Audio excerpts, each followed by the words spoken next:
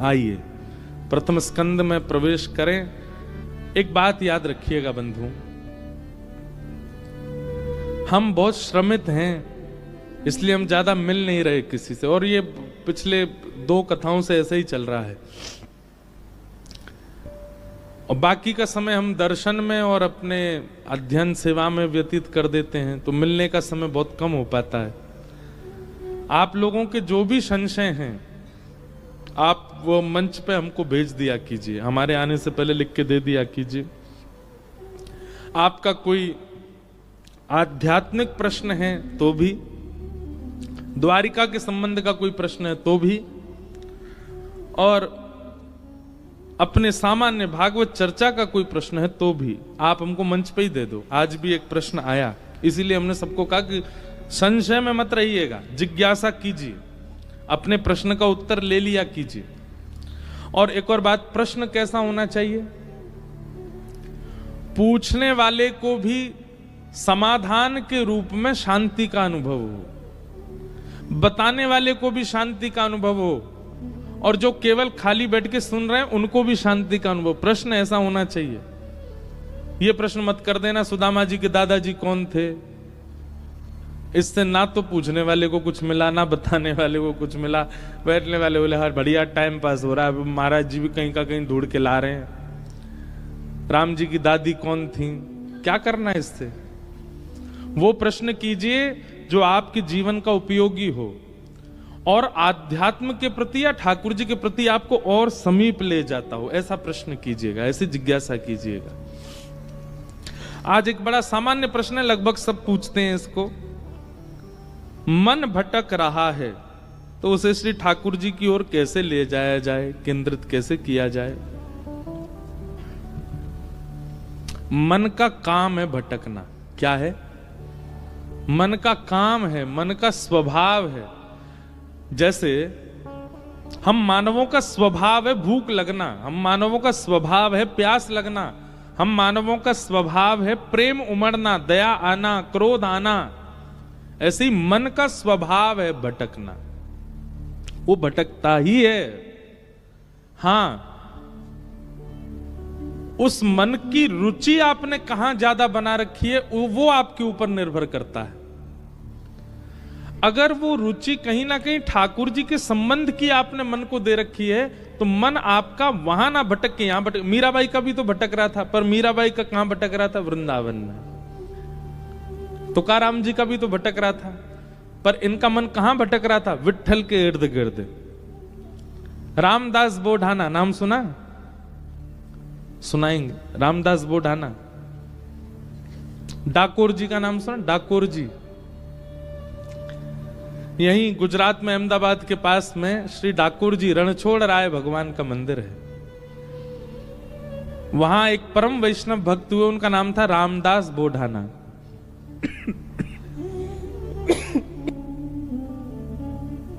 हर एकादशी पे आते थे। एकादशी कब? कल है ना? कल की है परसों की? कई लोग कल मान रहे हैं। और कल भैया सुबह हमारे बंग परिवार की ओर से, व्यासपीठ की ओर से, हम कोई अलग थोड़ी हैं, एक ही हैं, हम सब की ओर से कल श्री ठाकुर जी की ध्वजा जी पधराई जाएंगी। कितने बजे? 7 बजे सुबह। कल सुबह भोर होते ही ठाकुर जी हम लोगों को देखेंगे। वाह, दुनिया उठते ही ठाकुर जी को देखती है, कल ठाकुर जी उठते ही हम लोगों को देखेंगे, क्योंकि पहली ध्वजा यहीं से ठाकुर जी को पधराई जाएगी। तो रामदास बोढ़ाना, पहले हम अपनी बात पूरी कर दें। मन किसका नहीं भटक रहा? सबका भटक रहा है। गोस्वामी तुलसीदास जी का भटक रहा था, पर कहां भटक रहा था? राम जी में।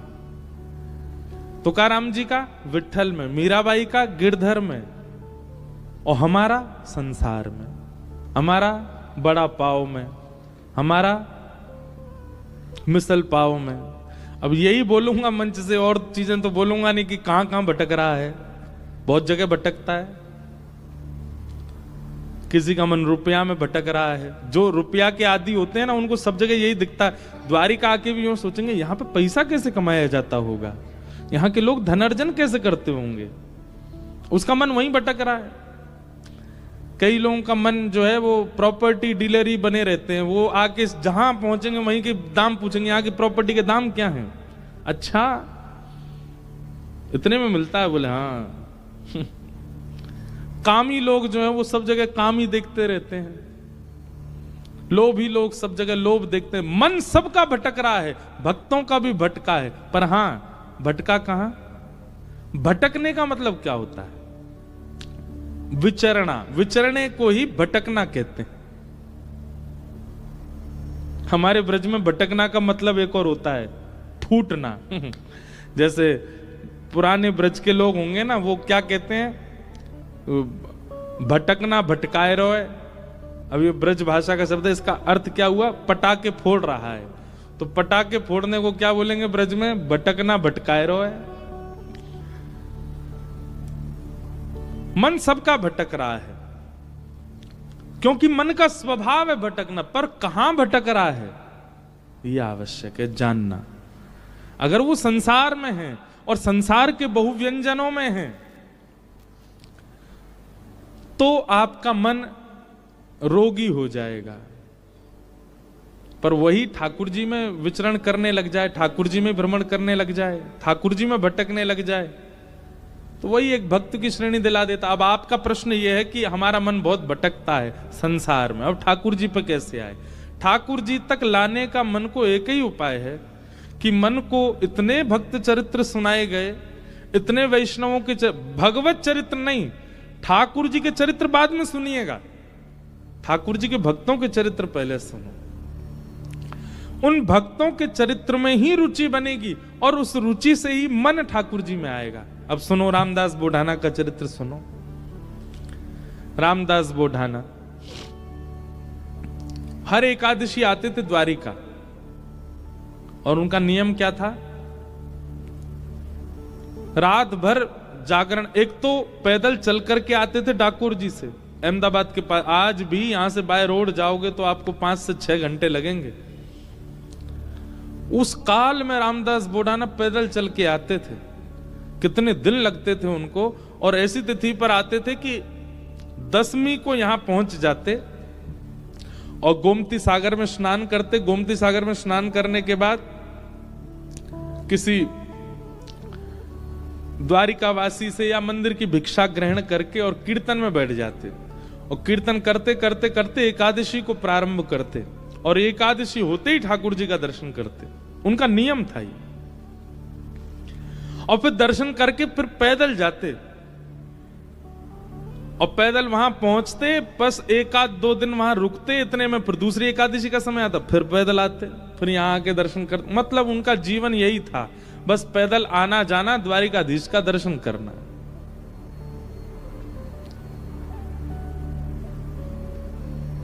अच्छा, कई बार ऐसा होता है बंधुओं कि किसी वैष्णव भक्त के नियम को देख करके हमको लगता है यार ये इतना कठिन कैसे कर रहा है,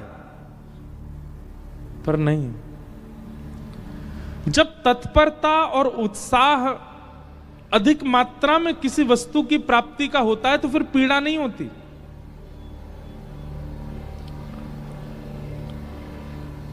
ध्यान से सुनिएगा बात को। जब तत्परता, उत्साह, एक्साइटमेंट किसी वस्तु की प्राप्ति का होता है तो फिर उसमें पीड़ा नहीं होती। किसी लड़का को कोई लड़की पसंद आ जाए तो फिर उसके लिए चाहे जो करना पड़े उसको पीड़ा नहीं होती। फिर नस काट लेगो हाथ की, हॉस्पिटलाइज्ड रह जाएगा बेचारो, रात भर भोजन नहीं करेगा, दुख भरे गाने सुनता रहेगा। हमने भी दर्शन किए कई आशिकों के। लोगों को लगता है कितनी पीड़ा में, उसको पीड़ा नहीं है, वो बहुत प्रसन्न है। ऐसे ही पड़े रहने दो, अरिजीत सिंह के गाने चलने दो भाई, रोने दो थोड़ा मुझको। हमको लगता कितनी पीड़ा में, वो पीड़ा में नहीं है। वो अपने किसी प्रियतमा को प्राप्त करने के लिए उस मार्ग पर चल पड़ा है कि अब उसको फिर उसको भोजन मत दो। आप 2-2 दिन बिना भोजन के रह लेगा, भूखे ही नहीं लगी है। क्यों? प्रेम सवार हो गया चित्त पर, प्राप्त करना उसको। और फिर उससे ब्याह करा दो, 1-1.5 साल बाद फिर भोजन नहीं कर रहा है। क्यों नहीं कर रहा है? कहा बताऊं, अब तो ऐसा मन हो रहा है वैराग्य ले लूं, मैं विरक्त हो जाऊं। अब मेरे भोजन सब रुचि मेरी उठ चुकी है। पर यही अंतर है, संसार की किसी वस्तु की प्राप्ति में भी आप तत्परता दिखाते हैं, पर उस वस्तु की प्राप्ति के बाद कहीं ना कहीं आपकी जो तत्परता पहले थी ना वो घट जाती है। पर वही भगवत मिलन की तत्परता जब होती है ना, तो मिलन के बाद भी तत्परता बनी रहती है। और मिलन के बाद भी, ठाकुर जी से मिलन के बाद भी तत्परता आपकी नहीं बनी, तो इसका मतलब ठाकुर जी मिले ही नहीं। यहां तत्परता कभी समाप्त तो नहीं होती। संसार में और ठाकुर जी में यही अंतर है, यहां तत्परता अखंड रहती है और वहां खंड खंड खंड हो जाती है। और वस्तु की प्राप्ति में जो तत्परता, उसमें फिर कष्ट पीड़ा का अनुभव नहीं होता, फिर तो अच्छा लगता है। तो रामदास बोढ़ाना जी इतना पैदल चलते थे, 10-10, 12-12 दिन लगा करके द्वारिका आते थे। लोगों को लगता था अरे राम कितना कठिन, पर उनको वो पीड़ा का अनुभव नहीं होता, तो वो तो बड़े प्रसन्न रहते थे।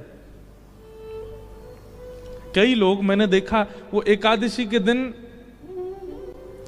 अन्न का त्याग रखते हैं। एकादशी करने वाले भी बड़े बहुत प्रकार के होते हैं। एक होते हैं वो अन्न नहीं खाते, एक होते हैं वो अन्न भी नहीं खाते और मौन भी रहते हैं, एक होते हैं वो अन्न नहीं खाते फलाहार करते हैं। और दिन तो 3 बार भोजन करते थे, एकादशी वाले दिन 5 बार करते हैं। उस दिन फलाहार, हम फलाहार कर रहे हैं ना, कुटू की पकौड़ी, कुटू कचौड़ी, ये वो 5 बार खाते हैं। पर कई लोग बड़ा कठिन भी करते हैं। वो कैसे करते हैं? केवल सेब या अमरूद या जो भी फल वही खाएंगे, वास्तविक फलाहार करते हैं, रसोई में बनी सामग्री नहीं पाते। कई लोग ऐसी एकादशी करते हैं। और कई लोग फल भी नहीं खाते, जल भी नहीं पीते, निर्जला एकादशी करते, पूरे दिन कुछ नहीं पाते। अब लोगों को लगता है राम राम कितनी पीड़ा, पर जो करता है ना उसको उसमें सुख मिलता है। और क्षमा कीजिए, अगर ये एकादशी जो लोग करते हैं उन लोगों को भार जैसा लगता है, कब आएगी द्वादशी, कब निकले फिरते खामे रोटी, मत किया कीजिए आप। ये कोई जबरदस्ती नहीं है, ठाकुर जी कोई कह नहीं रहे आपसे करो। जब तक ऐसी तत्परता चित्त में ना हो कि आप उसको सौभाग्य मान करके नहीं कर रहे हो, तब तक मत कीजिए व्रत। आपको सौभाग्य लगना चाहिए। रामदास बोढ़ाना को बहुत सौभाग्य लगता था कि ठाकुर जी ने मुझे इतना बल दिया कि मैं पैदल चल के द्वारिका जाता हूं। और वो द्वारिका आते, रात भर कीर्तन सुनाते द्वारिकाधीश को, और एकादशी को कपाट खुलते ही दर्शन करते, नेत्र सजल हो जाते रामदास जी के। ठाकुर जी को दूर से ही ऐसे अंक में मानो ऐसे कर लेते जैसे मैंने अंक में भर लिया हो।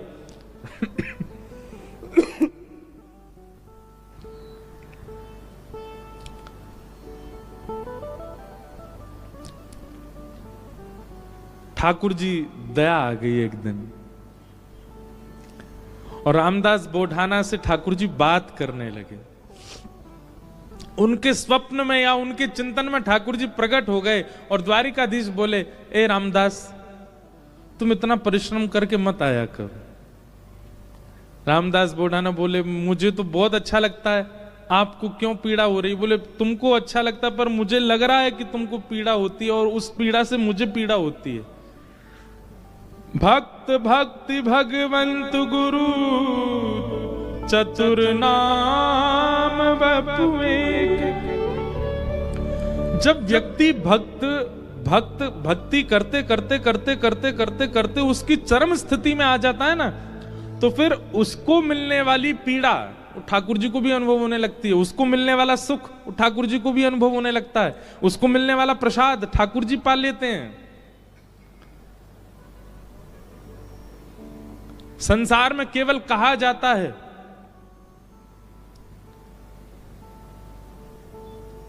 लेकिन यहां वास्तविक होता है कि आप पाओगे पेट उनका भरेगा, और ठाकुर जी पाएंगे पेट आपका भरेगा। कितने ऐसे प्रसंग मैं आपको सुना दूं।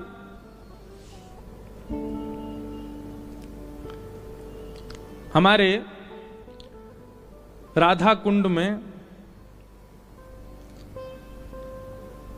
रघुनाथ दास जी षड गोस्वामी हुए अपने गौड़िया वैष्णव परंपरा में, उसमें एक रघुनाथ दास जी थे। बहुत अच्छी अच्छी लीला है रघुनाथ दास जी की। तो रघुनाथ दास जी का नियम था केवल फलाहार करते थे। धीरे धीरे धीरे उन्होंने फलाहार भी छोड़ दिया, केवल दूध पीने लगे। धीरे धीरे उन्होंने वो भी छोड़ दिया, एक एक करुआ केवल छाछ पीते थे, उसी से पूरा दिन निकालते थे। एक दिन वो बहुत जोर से बीमार पड़ गए। कोई उनको देखने के लिए वैद्य आया। वैद्य ने आकर के जैसे देखा, पहले तो नाड़ी पकड़ के वैद्य बता देते थे क्या रोग है, तो नाड़ी पकड़ के देखा तो वैद्य बोला इनका पेट खराब हो गया है, अपच हो गई है। तो वहां जितने लोग खड़े थे वो सब बोले ये तो केवल छाछ पीते हैं, इनको अपच कैसे हो गई? केवल छाछ पीने वाले को अपच कैसे हो सकती है? तो उस समय गोसाई श्री विठलनाथ जी, जिन्होंने श्रीनाथ जी की सेवा मतलब वल्लभाचार्य जी के पुत्र गोसाई श्री विठलनाथ जी, वो गोवर्धन में ही विराजते थे। उनको पता चली कि रघुनाथ दास जी बड़े बीमार हो गए, तो वो भी मिलने आए। मिलने तो आए लेकिन व्यंग में आके बोले, हे रघुनाथ, हमने तो सुना था कि तुम केवल छाछ पीते हो, पर वैद्य से पता चला तुमको अपच हो गई है। इसका मतलब चोरी चुपके खूब माल उड़ाते हो, खूब धुआंधार जो है मालपुआ उड़ाते हो, तभी तुमको अपच हो गई है। रघुनाथ दास जी बोले, नहीं मैं तो छाछ ही पीता हूं। बोले फिर तुमको अपच कैसे हो गई? बोले मैं तो प्रत्यक्ष रूप से छाछ पीता हूं, पर जब मैं मानसी में जाता हूं, नेत्र बंद करके चिंतन में जाता हूं, वहां प्रिया प्रियतम 56 भोग खिलाते हैं, उससे अपच हो गई मेरे को। और वो अपच प्रत्यक्ष में दिखने लगी। अब सोचो, इस बात पर पढ़े लिखे लोग विश्वास नहीं करेंगे, पर यह वास्तविकता है।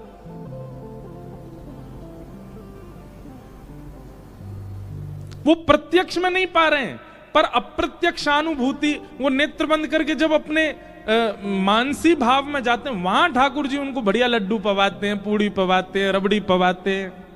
उससे अपच प्रत्यक्ष शरीर को हो गई। ये बात सुनकर के गोसाई जी के नेत्र सजल हो गए। रघुनाथ दास जी को हृदय से लगा लिया। बोले, जय हो, तुम्हारी भक्ति को प्रणाम कि तुमको ठाकुर जी प्रत्यक्षानुभूति करा देते हैं।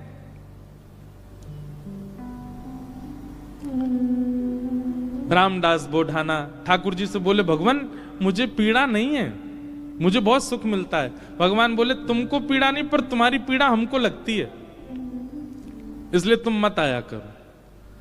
रामदास बोढ़ाना बोले, इससे बढ़िया तो मेरे प्राण चले जाएं, मैं आपको देखे बगैर नहीं रह सकता। अगली एकादशी पर आप मेरे सामने नहीं होंगे तो मेरे तो प्राण ही चले जाएंगे। भगवान बोले, काम करें? बोले, क्या? हम तुम्हारे साथ चलें, तुम्हारे गांव, वहीं रह ले, तुम्हारे पास ही। एकादशी क्या तुम हर दिन हमको देख लिया करना। रामदास बोढ़ाना घुटनों पर बैठ कर रोने लगे। बोले, हे द्वारिकेश, ये कैसी आज्ञा कर रहे हैं आप? ये असंभव है। बहुत दीनहीन गरीब व्यक्ति हूं, मेरे घर में खप्पर भी नहीं है, कहां रखूंगा, कहां बैठाऊंगा? और ये तो आप बस बोल रहे हो ऐसे प्रेम, बस ये हो नहीं सकता। ठाकुर जी ने तुरंत अपनी पोटली दिखाई। बोले, हमने पहली तैयारी कर रखी है, देखो अपनी पोटली बांध रखी है, इसमें सारी पीतांबरी धरी हमारी, मुकुट वुकुट ये सब टिपारा विपारा सब धर के चल रहे हैं हम। बढ़िया द्वारिका में हमारी बहुत अच्छी व्यवस्था हो रखी है, सब ले चलेंगे, तुमको कुछ नहीं करना पड़ेगा, इसी से हमारा श्रृंगार कर दिया करना। रामदास जी बोले, आप सच बोल रहे हैं क्या? ठाकुर जी बोले, हम सच बोल रहे हैं, हम चलें तुम्हारे साथ, वहीं रहेंगे, तुम्हारे पास ही, रोज देख लिया करना। रामदास जी बोले, फिर द्वारिका का क्या होगा? ठाकुर जी बोले, हम जहां बैठ जाएं द्वारिका वही है। और रही बात, जब एक साथ हम 5 रूप धारण, हजारों रूप धारण कर सकते हैं, तो 2 रूप भी धारण कर लेंगे। आज तक तुमने एकादशी जिस रूप को देख करके की है, वो रूप तुम्हारे पास रहेगा, यहां एक दूसरा व्यवस्थित हो जाएगा। रामदास जी को पूरी तरह ये विश्वास हो गया कि ठाकुर जी मजाक नहीं कर रहे, ये सच बोल रहे हैं, ये चलेंगे मेरे संग। नियम का फल ये मिलता है। देखो, एक नियम को जब व्यक्ति तत्परता से करता है तो ठाकुर जी ऐसा देते हैं उसको। कई लोग कह देते हैं एकादशी पर भूखे रहने से भगवान को कोई, इससे थोड़ी प्रसन्न होंगे भगवान। ठाकुर जी प्रसन्न नहीं होते हैं, पर आपकी तत्परता ठाकुर जी देखते हैं। आजकल बच्चे ऑफिस जाते हैं, ऑफिस का टाइम क्या 9 बजे, अब कोई आवे 9:30, कोई आवे कोई आवे 9:45। अब उसको सब लोग, जो टाइम पे आने वाला बच्चा उसकी सब मजाक उड़ाते हैं, बोले तू भी क्या पागल है, 9 ही बजे आ जाता है बिल्कुल। अरे सैलरी ले रहे हैं, मेहनत करनी है, ठीक है, टाइमली, ठीक है, थोड़ा आधा पौना घंटा ऊपर नीचे चलेगा, लेकिन वो बालक कहता नहीं, ये मेरी तत्परता, मैं 9 बजे ही आऊंगा। और वो 9 बजे आने वाला बालक, वो कभी ना कभी उसका जो बॉस होता है ना, वो खुश होकर के कुछ तो उसको देता है, उसको थोड़ा अपग्रेड कर देता है। सिंसियरिटी, आपके कार्य के प्रति आपका स्वामी देखता है। ऐसी भक्ति में भी सिंसियर होना बहुत जरूरी है। होता उससे कोई ठाकुर जी बहुत प्रसन्न नहीं, पर हां ठाकुर जी दृष्टि तो रखते हैं। परिक्रमा लगा रहा है, कैसे लगा रहा है, एकादशी कर रहा है, कर कैसे रहा है, तिलक स्वरूप करता है, उस समय क्या उच्चारण करता है, मंदिर जाता है, प्रसाद कैसे पाता है, दर्शन कैसे करता है, इन सब के प्रति जो आपकी सिंसियरिटी, वो ठाकुर जी देखते हैं। रामदास को ठाकुर जी बोले अब तो तुम जाओ, अगली बार बैलगाड़ी लेके आना। कैसे लेके जाओगे हमको? बैलगाड़ी में तुम्हारी में चलेंगे।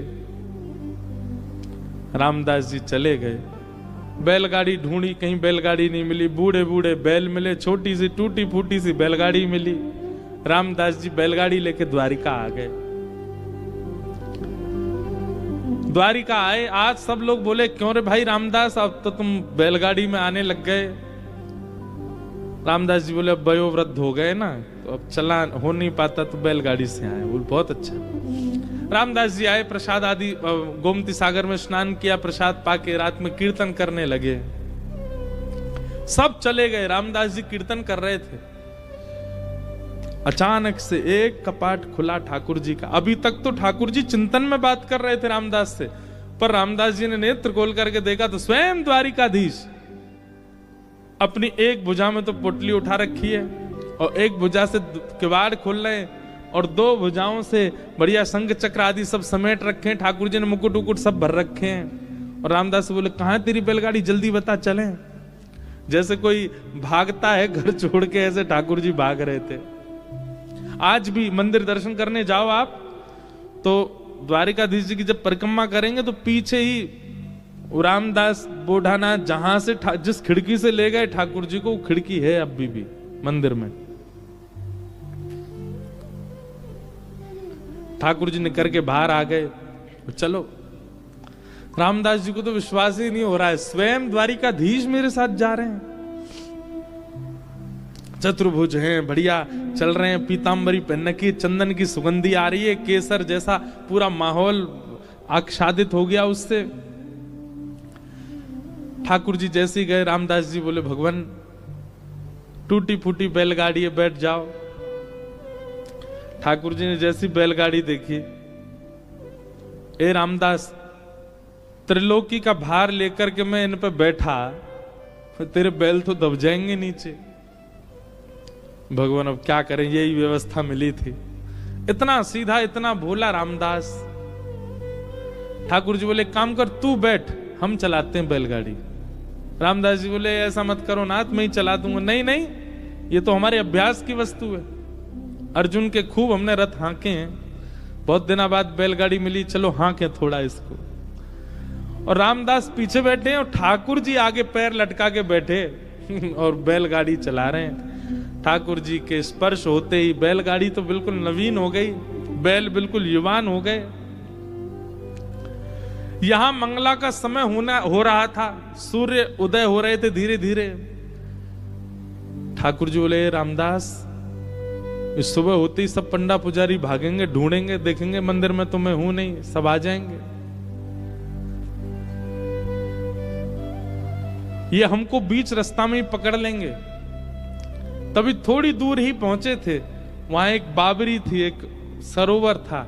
ठाकुर जी ने कही तुम हमको नीचे छुपा दो, ताकि कोई हमको ढूंढ ना पाए, क्योंकि ढूंढने वाले तो आएंगे, और जब ढूंढ हार के चले जाएं, कुछ ना मिले, फिर हमको दोबारा लेके फिर चल देना आगे। रामदास जी मनी मन इतने प्रसन्न हो रहे हैं, बोले ठाकुर जी आपको क्या पड़ी है जाने की मेरे साथ? अरे मैं तो मना कर चुका हूं 5 बार कि ठाकुर जी आप यहीं रह लो, पर नहीं, उन्हीं की इच्छा है जाने की।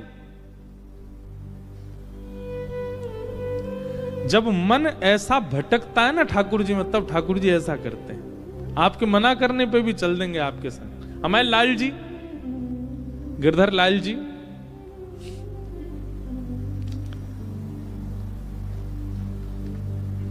ये ऐसे ही आए हमारे पास। जब प्राप्त हुए थे ना, तो एक बार मैंने तो, अब बोलने में अटपटा लगता है, पर एक बार मैंने तो यही कहा कि मुझे तो श्रृंगार आता नहीं, मुझे सेवा आती नहीं, कैसे करूंगा, कैसे संभालूंगा, कैसे इनकी नथ बेसर धराऊंगा, कैसे इनके नेत्र श्रृंगार, कैसे मुकुट पाक कैसे बनाऊंगा। ये अभी जो ये स्वरूप दिखा आपको, दिखा उसमें, ये साल में एक बार हमारे गिरधर लाल जी जगन्नाथ जी बनते हैं, ये तब का स्वरूप है, रथ यात्रा वाले समय पर ठाकुर जी को जगन्नाथ, और जो वैसे रूप है वो वाला भी दिखाओ जो सामान्य है। सामान्य सबने देखे ही हैं, श्रीनाथ जी के रूप में हमारे लाल जी हैं, और नेक्स्ट से हैं, छोटे से, पर ये आए स्वयं, और ये स्वयं ही आते हैं, आप नहीं लेते हैं।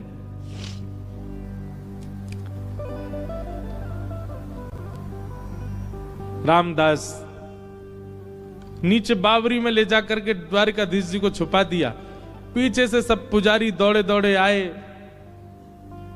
देखा तो रामदास जी धीमे धीमे अपनी बैलगाड़ी चला रहे हैं। सबने रोक लिया, बोले रुको, तुम ही थे रात भर मंदिर में, ठाकुर जी कहां गए हमारे? रामदास जी बोले मुझे तो नहीं पता, दिखाओ।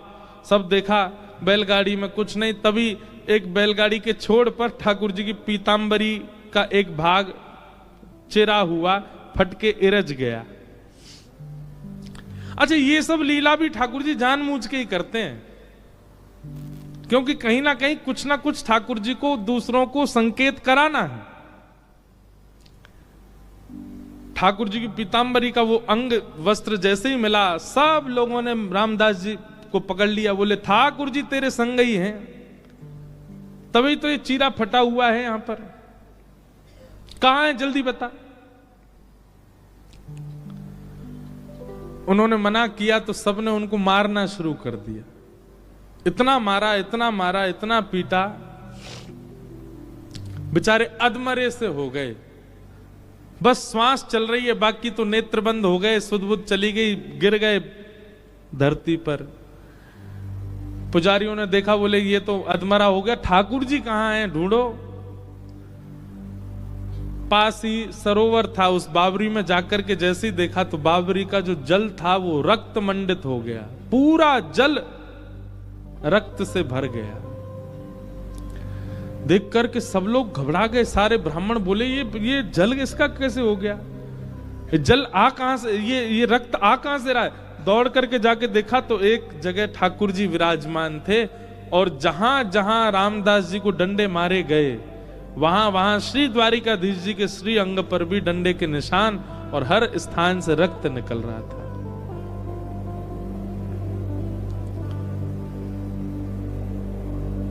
सब पुजारी जी चरणों में गिर गए, सब ब्राह्मण देवता बोले भगवान ये क्या हो गया, बोले ये क्या हो गया, मेरे भक्त को मारते हो,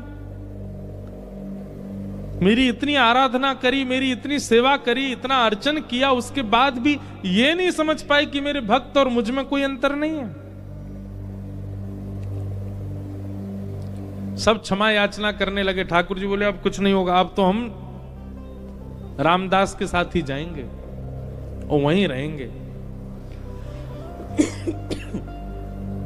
और ठाकुर जी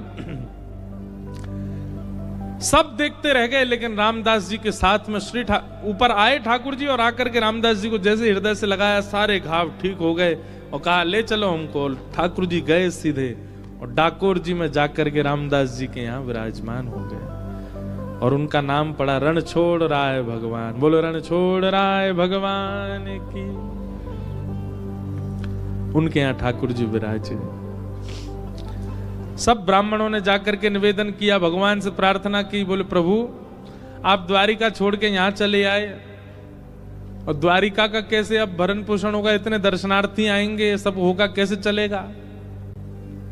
और सबसे बड़ी बात, ये सारे ब्राह्मण ये सब आपके द्वारा बसाए हुए हैं द्वारिका में, इन सब का जीवन भरण पोषण सब आपसे चलेगा और आप ही चले गए, अब हम कैसे अपने खाएं पिए, क्या करें, हमारा जीवन यापन कैसे होगा।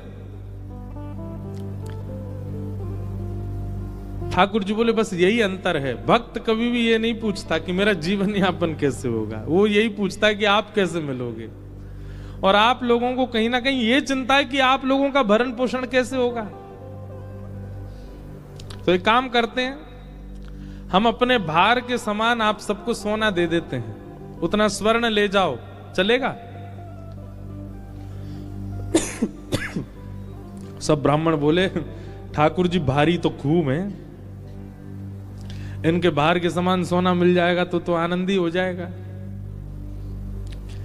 ठाकुर जी बोले वैसे ब्राह्मण देवता सब बोले चलेगा तो नहीं, लेकिन फिर भी अब आपकी इतना प्रेम है रामदास से तो आप तो रह लो यहीं पे, दे दीजिए, इतना सोना ही दे दीजिए हमको, और क्या करें। भगवान बोले लाओ तराजू लाओ। ब्राह्मणों ने सबने तराजू की व्यवस्था करी, बढ़िया सब।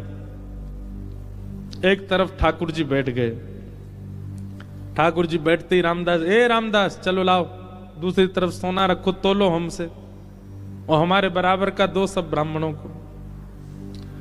रामदास जी बोले भगवान ये बात नहीं बनेगी, मैंने पहले ही मना किया था, मेरे यहाँ तो खप्पर ही नहीं है, घर में पानी आ जाता है, मेरे यहाँ कोई व्यवस्था नहीं है। आपने ये बात आपको पहले से पता थी, आपने फिर भी देखो अब सबके आगे मेरी नाक कटवा रहे हो आप। अरे कुछ व्यवस्था नहीं है मेरे पास महीना भर में जो व्यवस्था होती उससे मैं द्वारिका आ जाता था, बस इतनी व्यवस्था थी, और इन ब्राह्मणों को कैसे दूं मैं।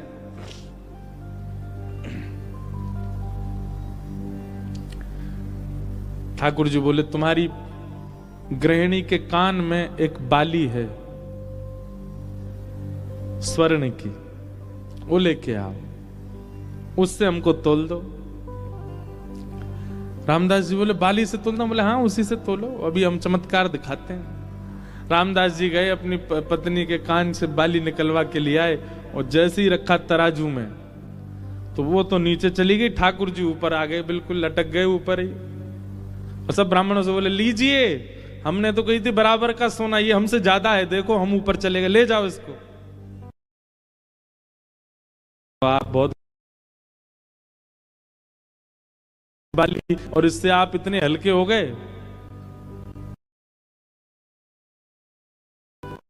ऐसा मत करो भगवान। सबने हार मान ली ठाकुर जी के, करो गोमती सागर में स्नान करो, गंगा में स्नान करो, आप दुनिया भर की वस्तु मांगते हो, पर हर बार हमारी कही एक बात कहिएगा, पहली डुबकी लगाते यही मांगो, हमें सरल बना दीजिए। हे गंगा मैया, हे गोमती मैया, हे समुद्र नारायण, हे कुंभराज प्रयाग, हमें सरल बना दो, हम सरल चित्त हो जाएं, क्योंकि ठाकुर जी को सबसे पहला लक्षण तो सरल चित्त ही चाहिए, वो होना बहुत आवश्यक है। तो मन का भटकाव सब जगह से ठाकुर जी में केवल और केवल भक्त चरित्र से हो सकता है, उसी से ही संभव होगा। तो ऐसा एक जिज्ञासा थी, उसी में ही हमने रामदास जी की लीला सुना दी। और एक बार अभी ठाकुर जी हम 2 ही बार गए हैं दर्शन करने, कभी योजना बनेगी तो एक बार ठाकुर जी में भी कथा सुनाएंगे श्री ठाकुर जी को, बड़े सुंदर श्री